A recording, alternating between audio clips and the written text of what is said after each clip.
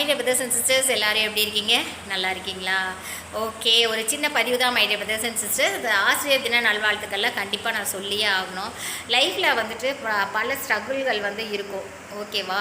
நம்மளுக்கு கல்யாணத்துக்கு முன்னாடி தாங்க நம்மளுக்கு வந்து ஒரு ஹாப்பியான லைஃப். ஒரு சிலருக்கு பார்த்தீங்கன்னா கல்யாணத்துக்கு பின்னாடி தான் ஹாப்பியான லைஃப்பாக இருக்கும்.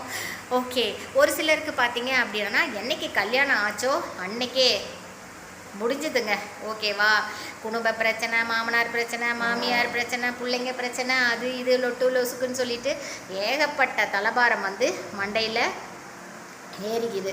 கரெக்டாக my dear brothers and sisters. அதிலேருந்து வெளிவர முடியறதே இல்லை. இந்த படிப்புன்னு பார்த்தீங்க அப்படின்னா கல்யாணம் ஆகிறதுக்கு முன்னாடியே நம்ம வந்து படித்து முடிச்சிடணுங்க. ஒரு டிகிரியை வந்து அழகாக வந்து நம்ம கையில் வாங்கி வச்சுக்கணும். கல்யாணம் ஆனதுக்கு அப்புறம் கண்டிப்பாக அதை வந்து நம்மளால் வந்து ஃபுல்ஃபில் பண்ணவே முடியாது.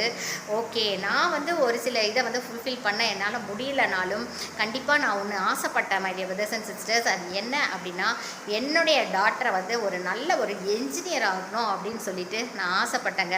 அதுக்காக முழு மூச்சாக நான் இறங்கினேன். கேலி பண்ணாங்க, கிண்டல் பண்ணாங்க, இவங்களாம் எப்படி படிக்க வைக்க போகிறாங்க, பிள்ளைய வந்துட்டு 8th 9th ஒரு 10th வரைக்கும் படிப்பை கொடுத்துட்டு நிறுத்திடுவாங்கன்னு சொல்லிட்டு எவ்வளவோ பேர் வந்து நம்ம காது படலாம் நம்ம பேசியிருக்காங்க. அதெல்லாம் நான் வந்து நெவர் மைண்டுன்னு உதறி தள்ளிட்டு ஓகேவா என் பொண்ணை வந்துட்டு வரைக்கும் முடிக்க வச்சேங்க.